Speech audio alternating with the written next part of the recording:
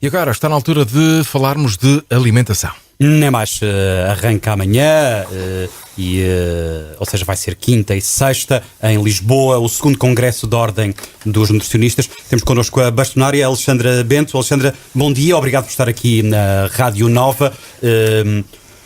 Nós, quando pensamos e ouvimos falar, os nutricionistas dizem isto, os nutricionistas dizem aquilo, há sempre consenso, ou seja, toda a gente acha que este alimento é que é bom e aquele é que é mau, ou vocês também, como é normal em ciência, também se desentendem uns com os outros? Em primeiro lugar, bom dia e muito obrigada pelo convite. Também nos desentendemos para chegar depois a um fim, a uma meta, não é? Meta essa que é o entendimento. Nós temos que pensar que a ciência nunca se deve contradizer por completo, mas evolui, não é estática, não é?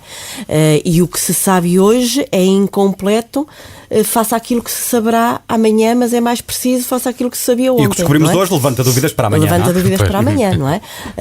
E, portanto, a ciência é isso mesmo. E, portanto, nesse sentido, disciplinas que estão relacionadas com a ciência, como é o caso da nutrição, têm que acompanhar a evolução desta mesma ciência e trazer hoje mesmo para a praça pública aquilo que é o resultado desta investigação científica. Agora, o que acontece muitas das vezes é esta evidência científica não ser compreendida ou ser desviada para interesses.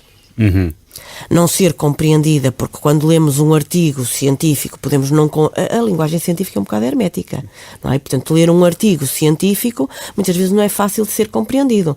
E, portanto, desde logo, quem os tem que compreender são os profissionais de saúde e depois de escrutinar as mensagens e passar essas mensagens para a prática cotidiana, para o dia-a-dia.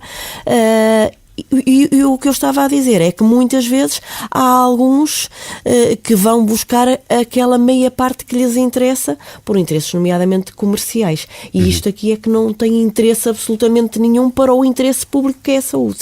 E entretanto nós vamos às redes sociais, vamos às livrarias, vamos ao Netflix ou onde seja, e vemos muita gente a dar conselhos e certezas sobre o que comer, o que não comer. Como é que distinguimos o que é válido e o que não é válido, não é? Uma pergunta interessantíssima, porque no mundo em que vivemos atualmente, que é um mundo em que a comunicação flui com muita facilidade, nomeadamente através das redes sociais, distinguirmos o que é credível e o que é que não é credível, o que é verdadeiro e o que é falacioso.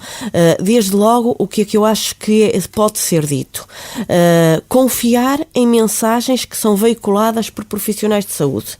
Se são veiculadas por médicos, por enfermeiros, por nutricionistas, por psicólogos, e estes profissionais estão obrigados a um conjunto de regras, que é o mesmo que dizer que se passam informações que são imprecisas ou que são falsas, pode dar aso ao poder disciplinar, que é as próprias ordens dizerem: meu caro amigo, está a fazer passar informações que não são verdadeiras e, portanto, em última instância até pode retirar a possibilidade de exercer a respectiva profissão. E, portanto, só por aí acredito que seja mais forte a mensagem passada pelos profissionais. Tem que ser mais forte a mensagem passada por profissionais de saúde. E, portanto, no caso presente da alimentação, a mensagem passada por um nutricionista certamente tem que ser uma mensagem verdadeira. Depois, confiarmos naquilo que são as grandes organizações responsáveis pela saúde. Em Portugal, Ministério da Saúde, Direção-Geral de Saúde e, em termos mundiais, a Organização Mundial de Saúde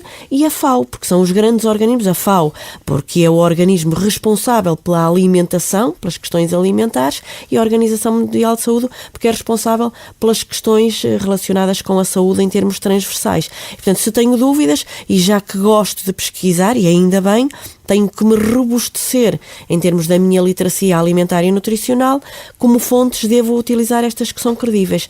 Ministério da Saúde, Direção-Geral de Saúde, a Direção-Geral de Saúde tem o Programa Nacional para a Promoção da Alimentação Saudável e, portanto, tem até um site próprio que é o Nutrimento, e aí certamente as informações são credíveis, as informações que estão no site da Ordem dos Nutricionistas também têm que obviamente ser credíveis. Portanto, eu ter a noção de que quando procuro olhar para a fonte e perceber se ela é credível ou não é credível. Porque nós hoje em dia até temos os influencers, que são que são isso mesmo, não é? Influenciam. Mais os coaches, mais não sei o quê e tal. Exatamente. Imagina que lhe deu uma coceira doida. Dá, e dores de cabeça. E dá dores de cabeça.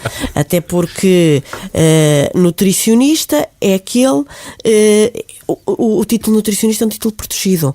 Portanto, só é nutricionista quem tem formação académica em determinadas áreas e depois está inscrito na ordem dos nutricionistas. Mas há por aí muitos indivíduos a quererem se passar por nutricionista e de repente dizem que são coaches nutricionais ou que são influencers na área da alimentação e da nutrição e podem ser nada mais nada menos do que charlatões.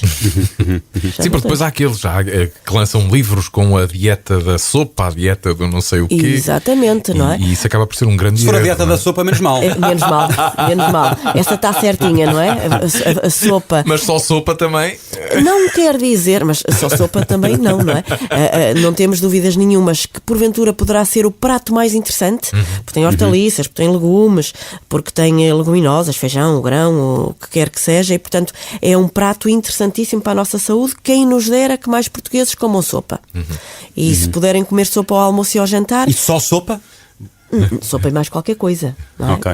Ou até só sopa para determinados indivíduos. Imagina que estamos a falar de determinado indivíduo que Está no a falar final, de mim ao jantar, que eu por ao jantar exemplo, só com por exemplo, que no final do seu dia já tem pouca atividade física, depois de jantar, passado 1 ou 2 horas vai-se deitar e como a sopa é essa que é feita com muita hortaliça, com muito legume, que leva leguminosa, é bom que a sopa leve um bocadinho de feijão, ou de grão, ou de ervilhas, ou de favas, e como uma peça de fruta, é um jantar perfeito. Não é?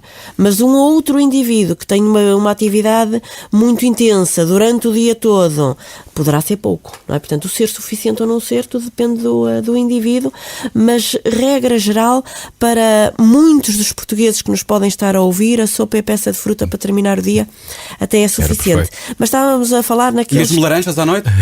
Mesmo laranja à noite. Ok. Não é? Lá vem os Ainda não teve nenhum relatório de alguém que aparecesse lá morto porque comeu laranja à noite. Não há. Essa célebre frase que diz de manhã ouro, à tarde prata e à noite mata, o que quer dizer é que o que eu consigo extrair daí não é o matar literalmente, mas será que de manhã é a melhor altura para comer a laranja, à tarde ainda é uma altura interessante e à noite menos interessante. O que é que eu extraio daí? A laranja é por si só um alimento que é ativador do nosso metabolismo e portanto é interessantíssima para estar de manhã. À tarde já tem menos interesse e à noite o interesse que eu retiro já é menor. Portanto, Mas mal não faz, não é? Mas mal não E faz. por falar em extrair, comer uma laranja ou beber um sumo dessa laranja é exatamente a mesma coisa? Não é bem a mesma coisa. Não é bem a mesma coisa. É parecido, mas não é igual. Quais são as diferenças? Eu quando espremo uma laranja, não é? E toda a gente já espremeu uma laranja, quando eu espremo há parte que fica na parte de cima do espremedor. Se eu ainda for lá e conseguir retirar aquele bocadinho todo e deitar no copo, até fica parecido, não é? Agora, se eu desprezo essa matriz que ficou na parte de cima do espremedor, eu estou a desprezar uma quantidade muito significativa de fibra, que é importantíssima para a nossa saúde.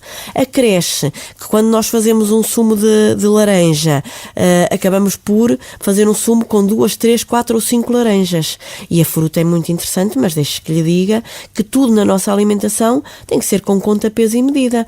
Senão mesmo os alimentos que são muito interessantes passam a ter um peso excessivo na nossa alimentação. Pecam por excesso. Não é? Esse é um dos grandes problemas da nossa alimentação, os excessos, não é? Claro que sim. Claro que sim. Claro que sim. Para começar logo a quantidade, e ainda recentemente a Ordem alertava para isso, para não só a quantidade do que comemos, mas a quantidade dos alimentos que preparamos e que depois acabam por ir parar ao lixo. E essa é uma dimensão Ou seja, o que chamaram, nunca tinha conhecido a expressão, a comida não comida. Não é? Exatamente. Ou seja, a comida que não comemos. É mesmo isso.